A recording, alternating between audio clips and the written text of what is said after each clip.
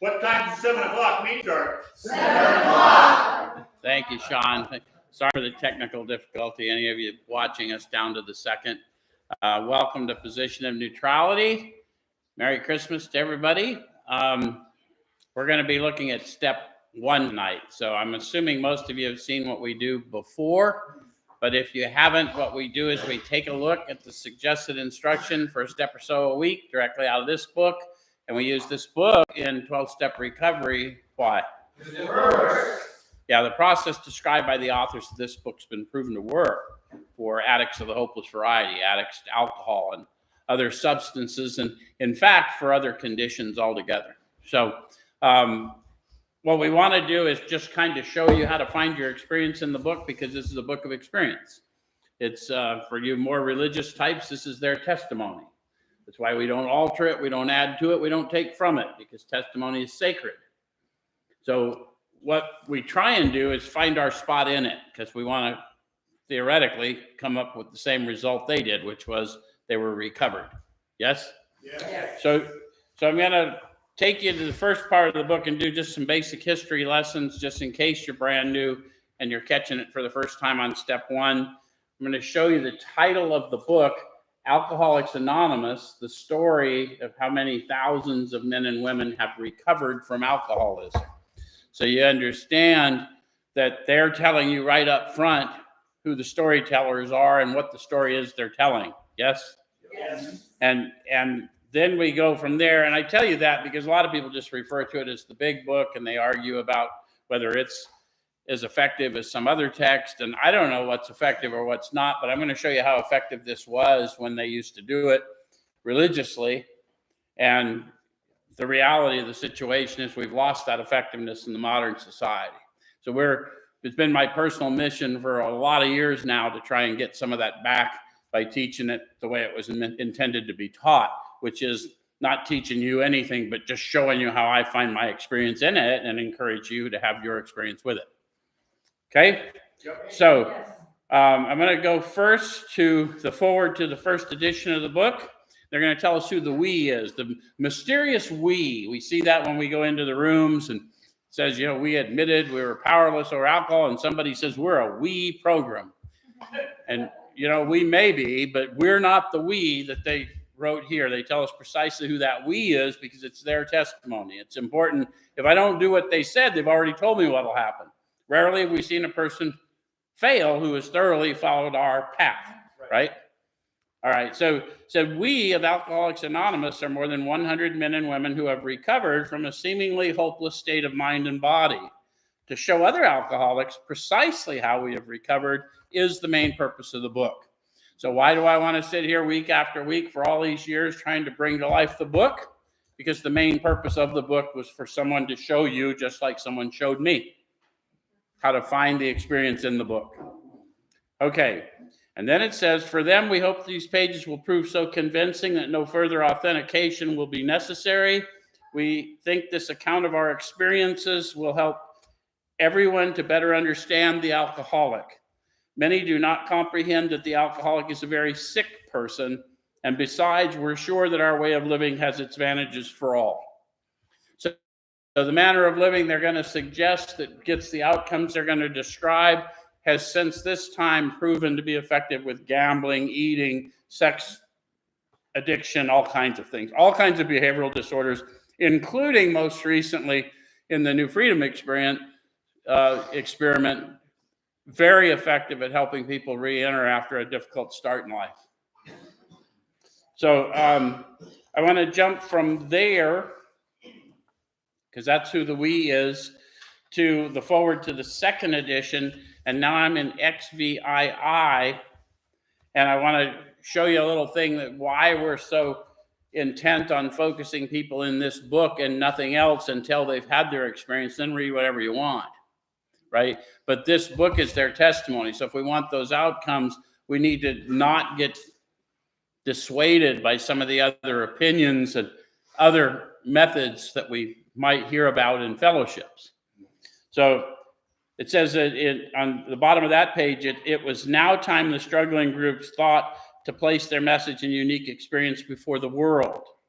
So up until this time, none of these people did the 12 steps. None of these people did a reading of this book because the book hadn't been created. They had 5 basic principles plus a personal brokenness, and they applied those and they endeavored to show others how that was done. So then it says this determination bore fruit in the spring of 1939 by the publication of this volume. So this book was written in 1939, although many of them had been on the path since 1935 and what have you. So the membership had then reached about 100 men and women. So that's the storytellers. And it says the fledgling society, which had been nameless, now began to be called Alcoholics Anonymous from the title of its own book. I read all of that so you'd understand the fellowship was named after the book, not the other way around. And a lot of people think that someone wrote a book about the fellowship. That's not what happened. The whole fellowship was nameless, and it was growing, and they decided, well, let's just snatch it from this book of our experience. So when people say, I'm in the program, not if you're not in this book. If you're not in here, you should be able to tell me what page you're on if you're in the program. You may be in a fellowship and you may be living the program, but you're not in it. Does that make sense? And the reason I'm doing that is not because we're legalists, because we want everyone to get the freedom that's promised. And it's real easy to get confused. You can sit in our rooms and never know that going to meetings wasn't the program. So, all right, so I'm going to jump from there. Enough of the history lesson. Let's go to the doctor's opinion, and let's start talking about what these authors learned, how they learned it. I'm on the doctor's opinion XXV, and they're going to tell us a little more about who this doctor is, who they are, and then we'll dive into his opinion. So we of Alcoholics Anonymous believe that the reader will be interested in the medical estimate of the plan of recovery described in this book. So are those of you that are following along interested in the medical estimate? Did any of you, when you started having struggles, go and try and get psychiatric help, medical help, and you're interested in someone's opinion of your condition other than your own? Okay, well so we're on par with them. Said convincing testimony must surely come from medical men who have had experience with the sufferings of our members and have witnessed our return to health. So medical documentation, clear back in the 1930s, we call that now evidence-based approaches in modern treatment. Yeah? So a well-known doctor, chief physician at a nationally prominent hospital specializing in alcoholic and drug addiction, gave Alcoholics Anonymous this letter. To whom it may concern, I have specialized in the treatment of alcoholism for many years. Let me clarify. He specialized in the treatment of alcoholism, but no one believed alcoholism a disease at that time. He was a little odd in his pursuits with his others professionals. So in late 1934, I attended a patient who, though he had been a competent businessman of good earning capacity, was an alcoholic of a type I had come to regard as hopeless. So this is a leading physician in the world at that time, treating people with addiction and alcohol disorder. But he still regarded some patients as hopeless.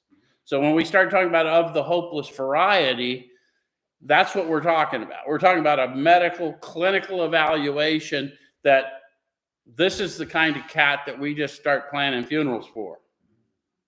So when you start claiming yourself to be hopeless, understand that's what you're talking about. And when we're dealing with, when you talk to me, I can tell you I'm that guy. I'm that guy. I was a dead man walking. And so we need to understand the gravity of that so we can understand the profundity of my ability to sit here many years later, not only sober, but leading other people out. In the course of his third treatment, he acquired certain ideas concerning a possible means of recovery.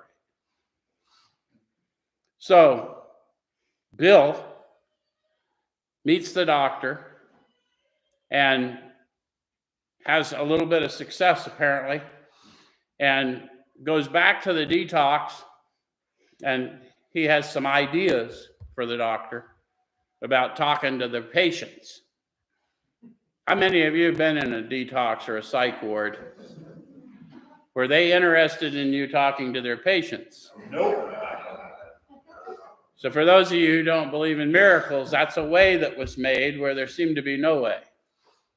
For those of you that are the more biblical-based people, you understand what they're trying to detail for us. As part of his rehabilitation, he commenced to present his conceptions to other alcoholics, impressing upon them that they must do likewise with still others. This has become the basis of a rapidly growing fellowship of these men and their families. This man and over 100 others appear to have recovered. So, when they say this has become the mainspring of their growth, what are they talking about? The peer model. An alcoholic properly armed with the facts about himself can generally win the confidence of another in a few minutes or a few hours. And until such an accommodation is reached, little or nothing can be accomplished. So the power of the peer. Yes? Yep. Okay, so I'm going to jump from there. I'm not going to read all the rest of that, but I want to go over to the alcoholic's opinion of the doctor's opinion, because I think all of us that have had addictive disorder can at least chuckle about, here I have a man of science who's given me this opinion, and now I would like to give my learned opinion of the learned man's opinion. Right. So, this is the alcoholic's opinion of the doctor's opinion. The physician who at our request gave us this letter has been kind enough to enlarge upon his views in another statement which follows. In this statement, he confirms what we who have suffered alcoholic torture must believe, that the body of the alcoholic is quite as abnormal as his mind. Guys, it was their observation that it was imperative that we fully internalize the condition in which we find ourselves, and that we are powerless over it because seemingly we had nothing to do with it. I didn't set out to become what I became. Anyone with me? So it said it did not satisfy us to be told that we could not control our drinking just because we were maladjusted to life, that we were in full flight from reality, or were outright mental defectives. How many of you were told that or thought that about yourself, but it didn't work all the time? It wasn't like some normalcy would reappear, you'd be able to hold down certain things, and then something completely weird would happen. And okay, so it's a weird mental trip we're on, right? Why can't I just fly, straighten up and fly right? I can do it on this area, I can't do it in that area. That's what he's talking about. The alcoholics are talking about. So these things were true to some extent, in fact, to a considerable extent with some of us, but we're sure that our bodies were sickened as well. So when they talk about the body being sickened, we'll look at that later, but they're going to talk about that abnormal reaction I have as a drinker. When I put alcohol in my body, I have a reaction different than the majority of the public. So it says, in our belief, any picture of the alcoholic which leaves out this physical factor is incomplete. That's why we're going to dig into that later. So the doctor's theory that we have an allergy to alcohol interests us. So the alcoholics are interested in the doctor's theories. They don't have any scientific knowledge that tells them anything other than it seems to make sense if it's properly presented, and it makes no sense if it's not, which we're going to try and illuminate tonight. As laymen, our opinion as to soundness may of course mean little, but as ex-problem drinkers, we can say this explanation makes good sense. It explains many things for which we cannot otherwise account. Though we work out our solution on the spiritual as well as an altruistic plane, we favor hospitalization for the alcoholic who's very jittery or befogged. So what are they talking to us about? You're probably going to need to go to detox to have a decent shot at getting well. And then it says, more often than not, it's imperative that a man's brain be cleared before he's approached, as he then has a better chance of understanding and accepting what we have to offer. We have a spiritual approach, which is a process through which one grows in conscious relation with a power found down inside them. And you cannot they'll tell us later that the first step in recovery is we learned we had to fully concede to our innermost selves that we were. You cannot do that based on a lie. So you have to be able to examine what you're getting ready to do with your logical senses and move into it consciously. That's the only way you can build and improve a conscious relation, is consciously take the actions indicated. And I don't think we spend enough time helping people understand that. It isn't about tricking anybody into anything. You're just tricking them out of their recovery. The doctor writes, the subject presented in this book seems to me of paramount importance to those afflicted with alcoholic addiction. So this is going to be the doctor's testimony, now based on the request for expanded information based on the alcoholics wanting to put that in their text, the text we're reading tonight. I'm going to jump a little further to the bottom of that page now. It says, of course, an alcoholic ought to be freed from his physical craving for liquor. And this often requires a definite hospital procedure before psychological measures can be of maximum benefit. So what the doctor opined is that this manifestation of this allergy was an inability to control my consumption once I put it in my body. Do I have any drinkers in the room? Did you find when you drank alcohol that it energized you? Yes. Did you know that it was supposed to sedate you?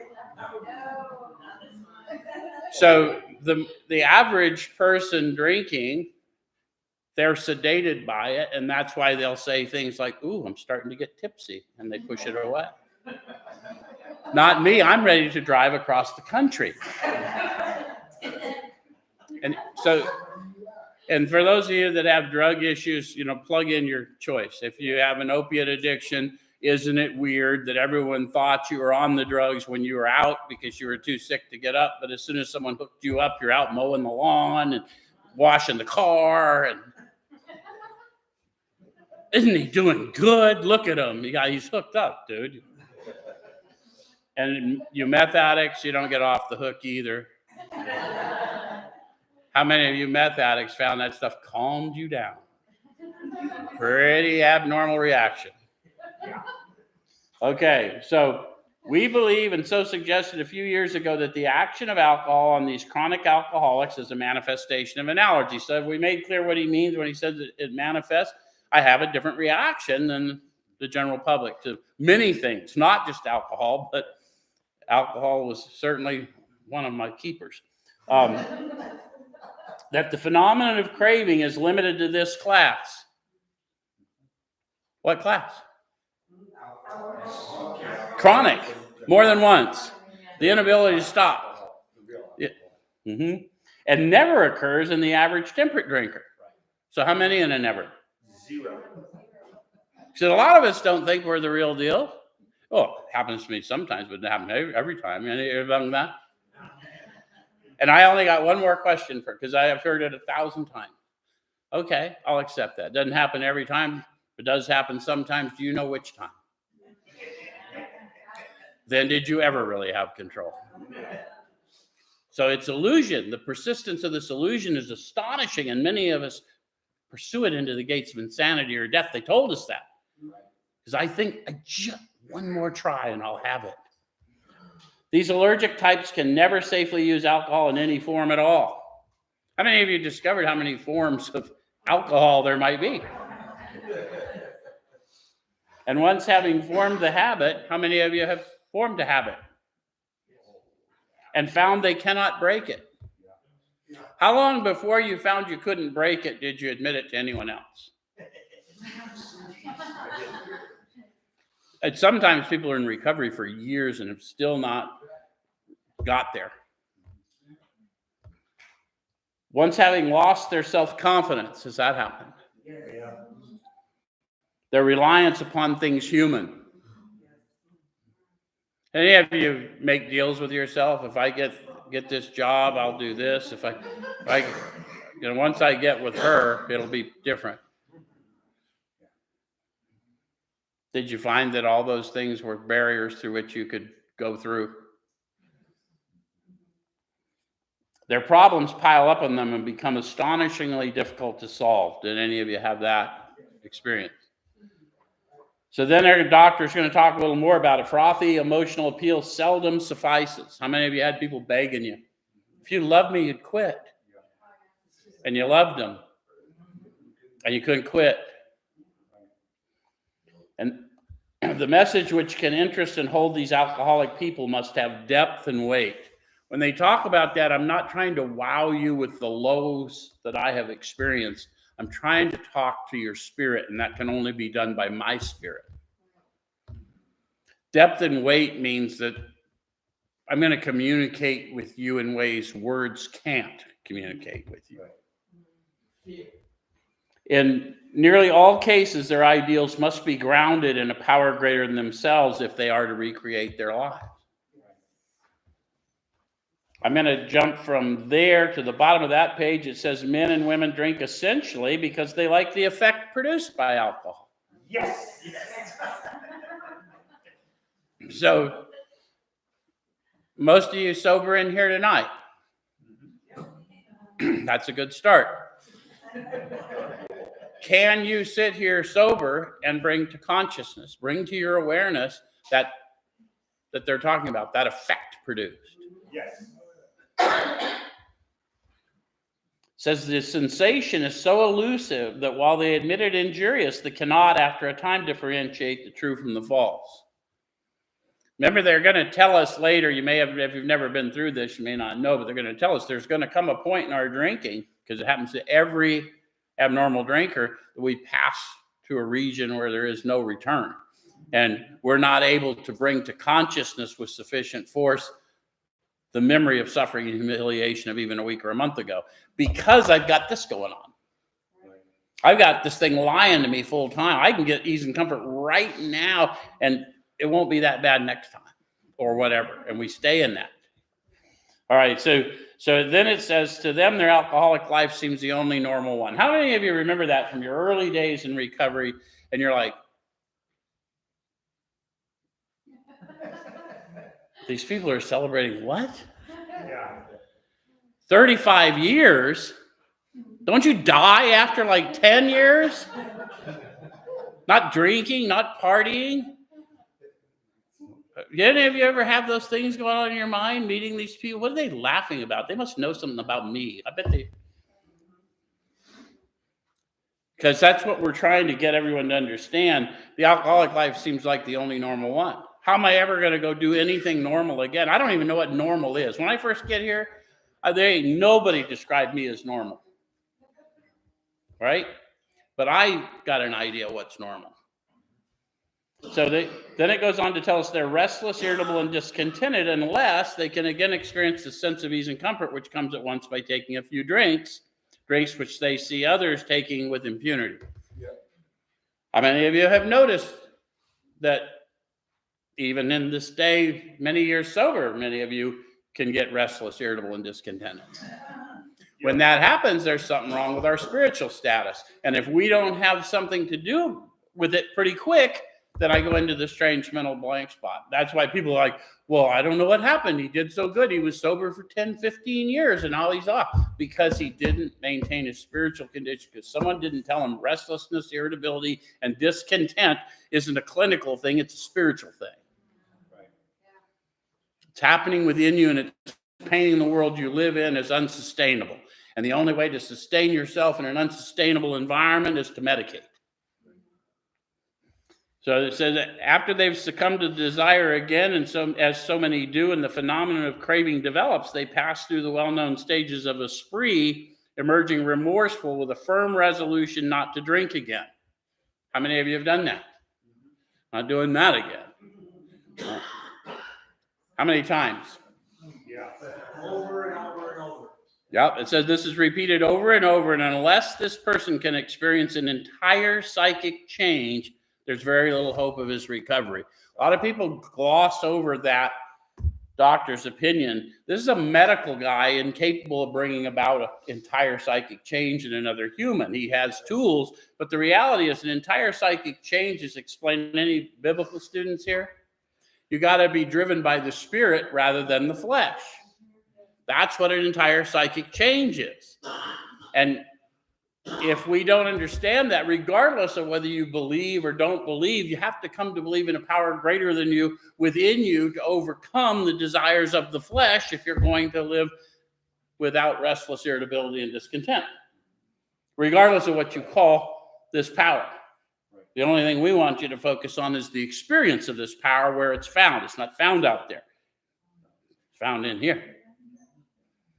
All right. On the other hand, and strange as this may seem to those who do not understand, once a psychic change has occurred, the very same person who seemed doomed, who had so many problems he despaired of ever solving them, suddenly finds himself easily able to control his desire for alcohol.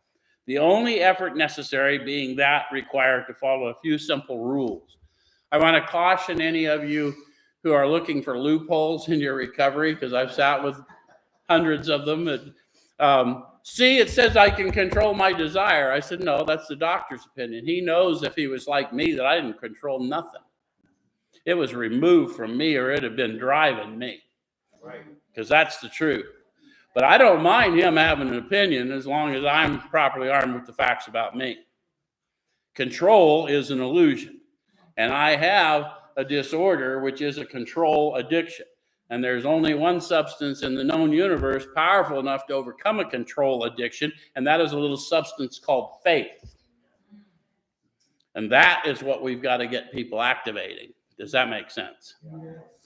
All right, so it says, men have cried out to me in sincere and despairing appeal, doctor, I cannot go on like this. I have everything to live for. I must stop, but I cannot. You must help me. Faced with this problem, if a doctor is honest with himself, he must feel his own inadequacy. So I only wanted to get that much out of you because so you don't think I'm putting words in their mouth. I'm just trying to paraphrase and keep us moving. Yeah? All right, so I'm going to go to the bottom of that page. The doctor says, I do not hold with those who believe that alcoholism is entirely a problem of mental control. So there's a whole class of people out there who may not have the condition as bad as I found out I did, maybe as bad as you may learn you did. And they'll say, well, can't get high if you don't pick up. I hear that nonsense. Well, okay. I beg to differ. I found ways to get high that didn't require arms. just saying. Anyway. I'd describe some, but that'd be a whole nother meeting. I've had many men who, for example, worked for a period of months on some problem or business deal which was to be settled a certain date favorably to them. They took a drink a day or so prior to the date, and the phenomenon of craving at once became paramount to all other interests, so that the important engagement was not met. These men were not drinking to escape. They were drinking to overcome a craving beyond their mental control. The purpose of this opinion and the doctor or the alcoholic's testimonies is not to tell you what to do or try and avoid something for you, but to tell you if you've had these thoughts and experiences, so did we. Because the problem with the recovered alcoholic is we don't look like we did when we weren't recovered. We clean up pretty fast. And so if I can't describe to you the thoughts and the emotions that are going on in you, that built-in excuse meter that's trying to protect your source of life, because that's what it is. It's a force. Then we got to talk to the spirit, that part of you that wants to live. So I got to tell you, look, I know what's going on in your mind. You know why? Because it's gone on in my mind. Okay. So I'm gonna jump from there to, I don't want to get into all that kind of stuff right now. I want to go from there beyond Bill's story tonight and get into there as a solution. And let's take a walk through that, because we often go through Bill's story, and that's a good story. We may come back to it. So Chapter 2, there's a solution. We of Alcoholics Anonymous know thousands of men and women who were once just as hopeless as Bill. So now they're telling you about the story they're telling. Right. Bill's among the first 100. They're talking about the thousands they've seen recover. Yes? And so we're getting a picture of this group testimony. Nearly all have recovered. They have solved the drink problem. Nearly all have recovered. Rarely have we seen a person fail. It's all starting to tie together now for everybody. Because when we go into the rooms, they read little snippets. And if we don't go in and get context, we don't even know this is all bait. We're thinking this is another therapy session. Because most of us have been therapized a little by the time we... Dude, any of you ever make it to Community Bridges or any of those kind of places? Did you notice how many therapists were out there in the waiting room with you? I don't know how many times I had some drunk telling me all the secrets to not be as fucked up as I was. It's true. All right, so we are average Americans. All sections of this country and many of its occupations are represented, as well as many political, economic, social, and religious backgrounds. We are people who normally would not mix, but there exists among us a fellowship, a friendliness, and an understanding which is indescribably wonderful. We are like passengers of a great liner. The moment after rescue from shipwreck, when camaraderie, joyousness, and democracy pervade the vessel from steerage to captain's table. Unlike the feelings of the ship's passengers, however, our joy in escape from disaster does not subside as we go our individual ways. So they paint a picture we're not used to anymore, but we're talking about from steerage to captain's table. We're talking about there's all kinds of people you're going to mix with that have different life experiences. The only experience I have worth sharing people that have this common condition is matter of spirit. We've lost that. We hear all kinds of nonsense these days, and I want to support everyone's right to talk about their nonsense, but when I'm talking to the new man or woman, I want to talk to them about matters of the spirit.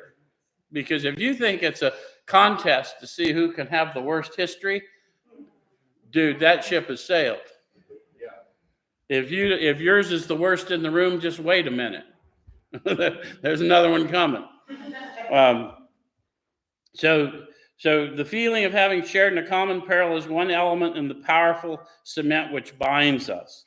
But that in itself would never have held us together as we are now joined. So have you noticed how when you meet somebody that you're supposed to be interacting with and start interacting with, you have a bond with them that you may know them for weeks or months and think you've known them for years. So for those of you that are less adept in matters of the spirit, that's because we carry that signature of the spirit and we know them by their spirit. Even when they're too dead of themselves to know that spirit's on them, I know it when it's in them. I know I wouldn't be there talking to them, and I'm not even talking to the flesh. I'm talking to the spirit in them. So the tremendous fact for every one of us is that we have discovered a common solution. That spirit we share deep down inside every man, woman, and child is the fundamental idea. Yeah. All right. So we have a way out on which we can absolutely agree. What is the way out? We're going to serve. We're going to get armed with the facts about ourselves. We're going to make amends for harms done to get strong in the spirit, and then we're going to go serve others. We're going to lead them out. And so upon which we can join in brotherly and harmonious action. This is the great news this book carries to those who suffer from alcoholism. So they're fairly unapologetic for those of you who are taught that the Bible is not properly represented here. It is absolutely properly represented here. This is good news. That comes right out of the Gospels. But those of you who don't like the Bible teachers, quit yelling at them. They probably don't like you either. We're here to try and help each other. We both seek the same power.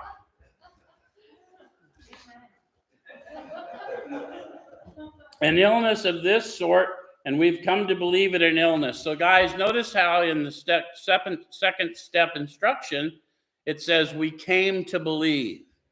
You're not going to come to believe in the power found in you until you come to believe that you need it.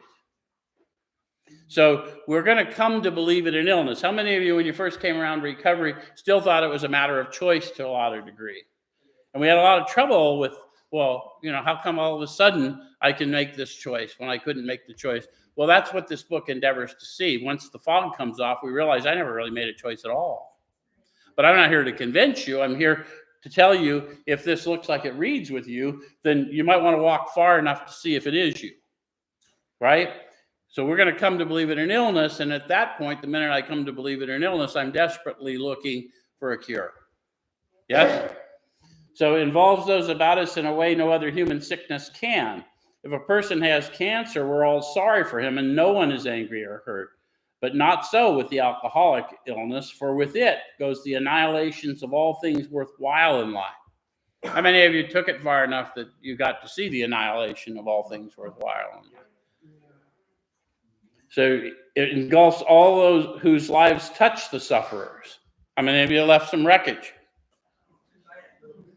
It brings misunderstanding, fierce resentment, financial insecurity, disgusted friends and employers, warped lives of blameless children, sad wives and parents. Anyone can increase the list.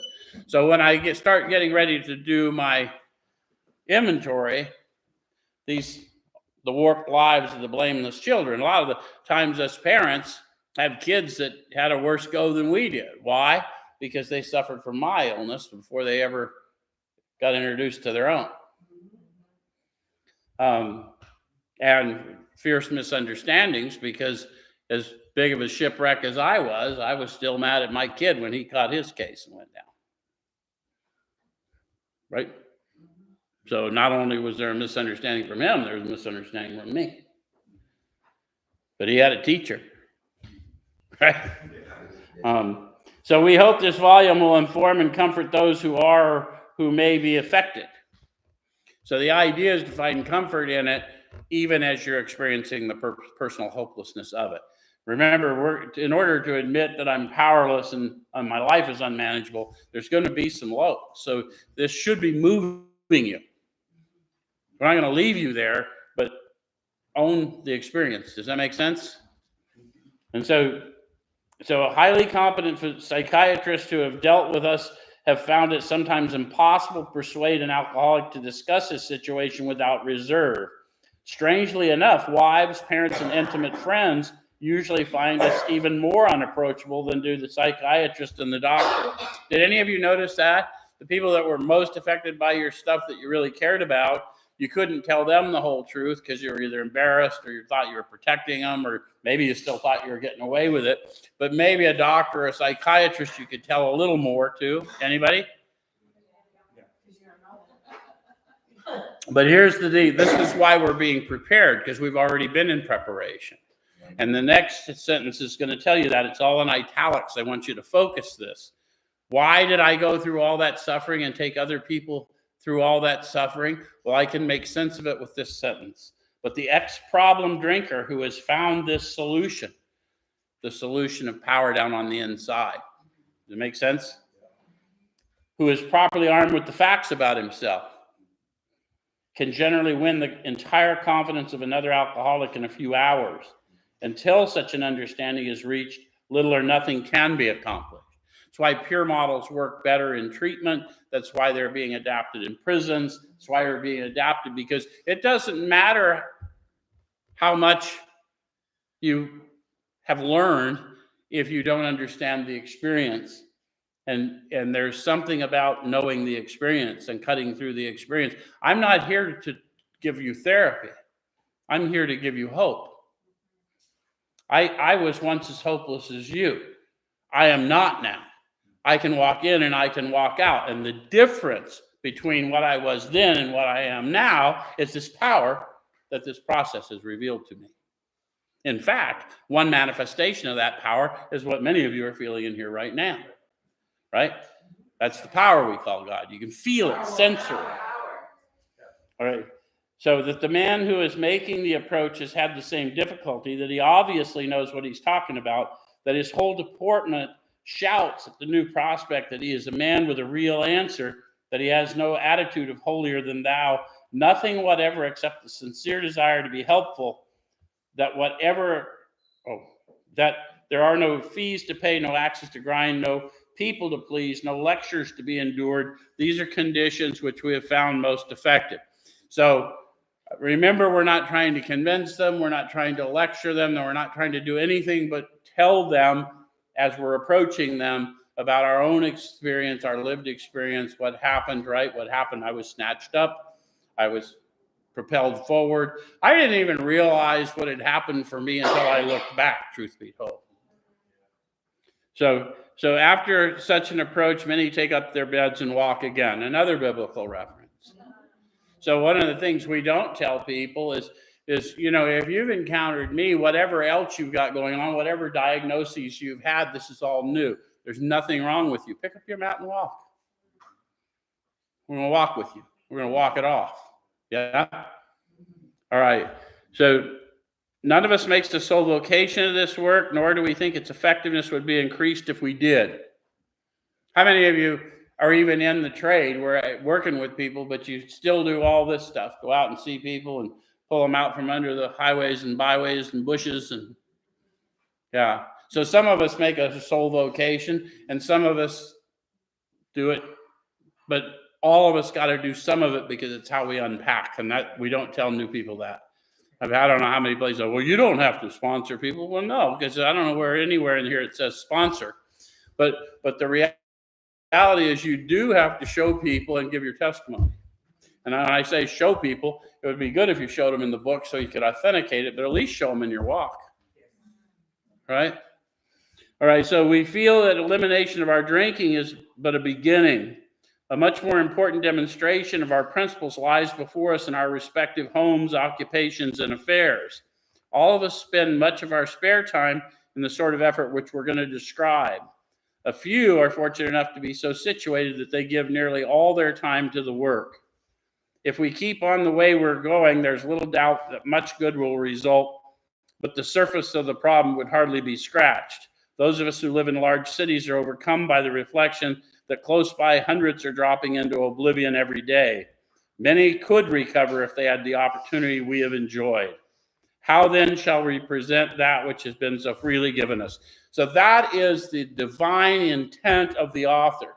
They saw people dying, they thought needlessly, and they endeavored to record it in a book so that people could do this properly and help people save as many as we can. And it was prophetic. They've saved millions, but look around every bus stop in this town. So through all of time, the authors could see the devastation that's still here, right? The crop is plenty, but the workers are few, a teacher once said. So we want to take our work seriously. Some of you are feeling that. Yeah. All right. So it says, we have concluded to publish an anonymous volume setting forth the problem as we see it. We shall bring to the task our combined experience and knowledge. This should suggest a useful program for anyone concerned with a drinking problem. So the book is intended to introduce you to a program of recovery, and part of that may be going places and fellowshipping and what have you, but we should not disillusion people to think sitting in a fellowship of any type replaces what this is. Okay, so I'm going to jump from there just because we got to get through something here. I'm going to go to page 20, and I want to just go to the bottom of page 20.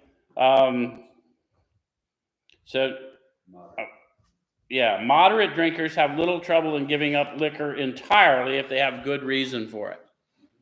So, have you had some struggle with giving up and staying give up? So moderation is not on the table for you. Right? You haven't determined that you're alcoholic or you're an addict, but you have determined that moderation is not your jam. Okay, so they can take it or leave it alone. I was more prone to take it. Then we have a certain type of hard drinker. He may have the habit badly enough to gradually impair him physically and mentally. It may cause him to die a few years before his time. If a sufficiently strong reason, ill health, falling in love, change of environment, or the warning of a doctor becomes operative, this man can also stop or moderate, although he may find it difficult and troublesome and may even need medical attention.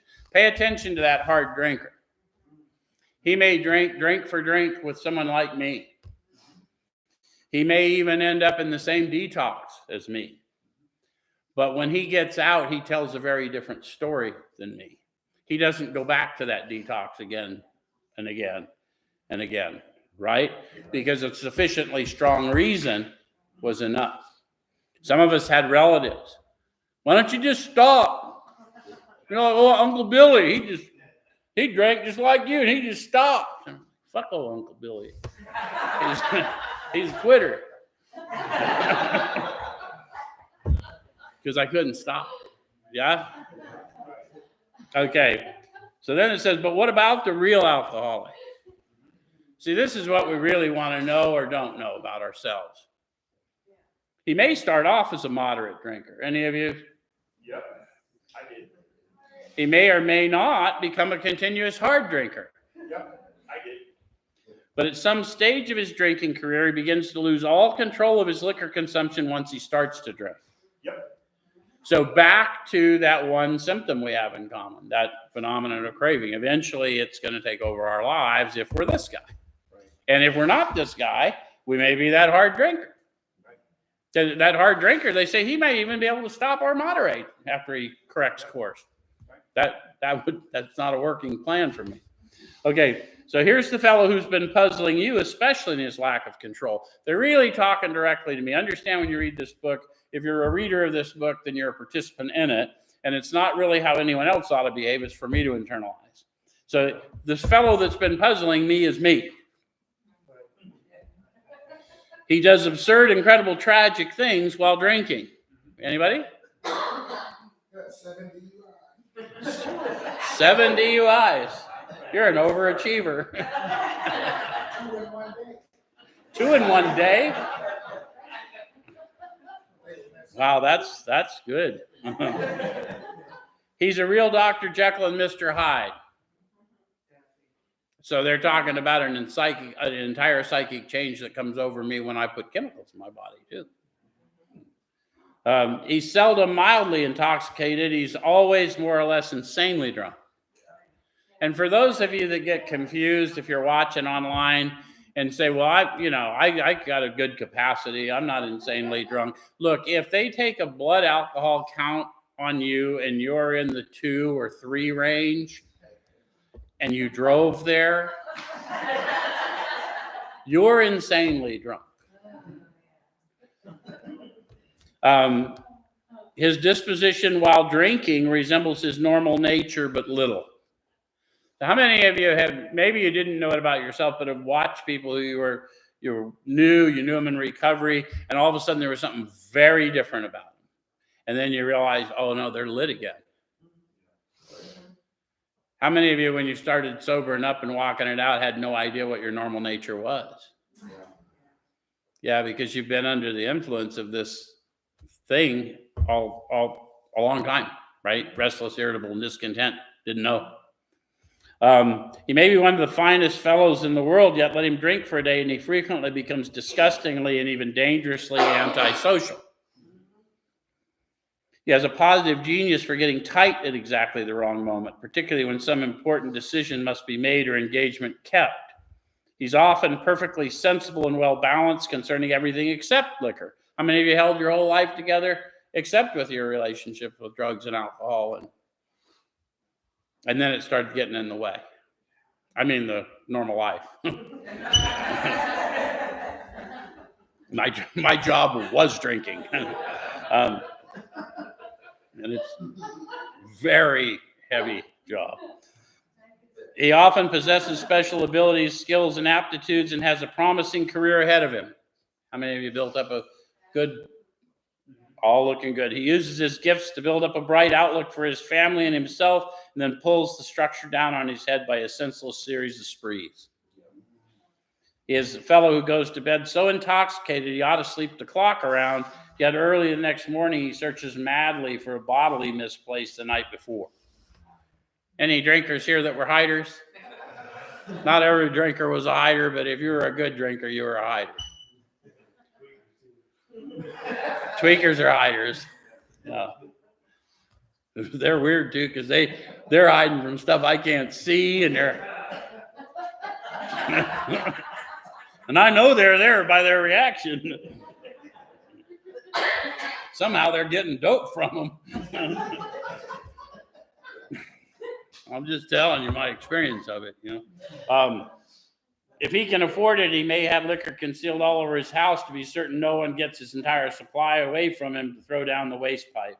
As matters grow worse, he begins to use a combination of high-powered sedative and liquor to quiet his nerves so he can go to work. Did any of you start better living through chemistry? Then comes the day when he simply cannot make it and gets drunk all over again. Perhaps he goes to the doctor who gives him morphine or some sedative with which to taper off. Any of you get on a taper off plan? This is why I think it's so tragic that we tell them, yeah, come on into recovery and we're just going to give you a new dope dealer. I mean, I'm all for aiding treatment, but only in a treatment environment. Because I'm assuming a capability of this individual they do not possess, if they're anything like me. And if anyone wonders if I'm speaking from experience, I'm well known in the behavioral health community and did 17 years on methadone. And guess what I learned? Didn't work for me. I can only prove the first 17 years. If you got more staying power, give it a go. Then he begins to appear at hospitals and sanitariums. I'm going to jump so I don't run out of time. I'm going to go to the bottom of that page. We know that while the alcoholic keeps away from the drink as he may do for months or years, he reacts much like other men. We're equally positive that once he takes any alcohol, whatever, into his system, something happens, both in the bodily and mental sense, which makes it virtually impossible for him to stop. Always ask the person who's had more than one relapse if that was their experience. Seemed harmless enough. Maybe had some clean time, we'll just mop it up, or maybe had significant clean time. But the stopping was never what we thought it would be. Yeah?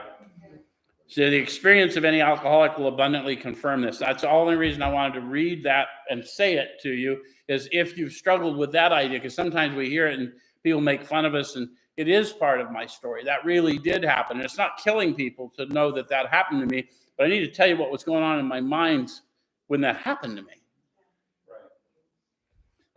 These observations would be academic and pointless if our friend never took the first drink. So academic and pointless. That's where you get the people, if you don't pick up, you can't get high. Okay. And that would be academic and pointless if I had any ability to stop doing what I was doing. But I don't have that ability. And it's proven that I don't. Ask the law enforcement agencies and the psych hospitals. So then it says, thereby pointless if never took the first drink, thereby setting the terrible cycle in motion. Therefore, the main problem of the alcoholic centered in his mind rather than his body. Not the only problem, but the main problem. We can detox me, we can set me up, we can protect me for a time, and my mind will clear, but my mind will not catch up with the detoxed body, and I'll keep looking for that ease and comfort. And so if you ask him why he started on that last bender, the chances are he'll offer you any one of 100 alibis. Sometimes these excuses have a certain plausibility, but none of them really make sense in light of the havoc an alcoholic's drinking bout creates. They sound like the philosophy of a man who, having a headache, beats himself on the head with a hammer so that he can't feel the ache. So I always want to pay attention to the reaction to that, because they tell us if you draw this fallacious reasoning to the attention of an alcoholic, he will laugh it off, Wayne, or become irritated and refuse to talk. How many of you just shut it off? What a stupid thing. So they're telling us that's how well they know us 90 years ago. Once in a while, he may tell the truth. This is another interesting thing about those of us with addictive disorder. How many of you tried telling the truth?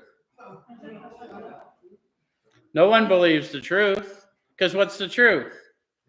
I got no clue why. And the true strength to say is usually he has no more idea why he took that first drink than you had. I'm going to run out of time, so I'm going to jump over to more about alcoholism, chapter 3, and look at one more thing and then close it off because we have about done what we can do here. More about alcoholism, chapter 3, and I'm in the middle of that page. It says, we learned that we had to fully concede to our innermost selves that we were alcoholics. This is the first step in recovery. I always like to point out to people who've only gone to fellowship and read the steps off the wall, that what do you think the first step in recovery is?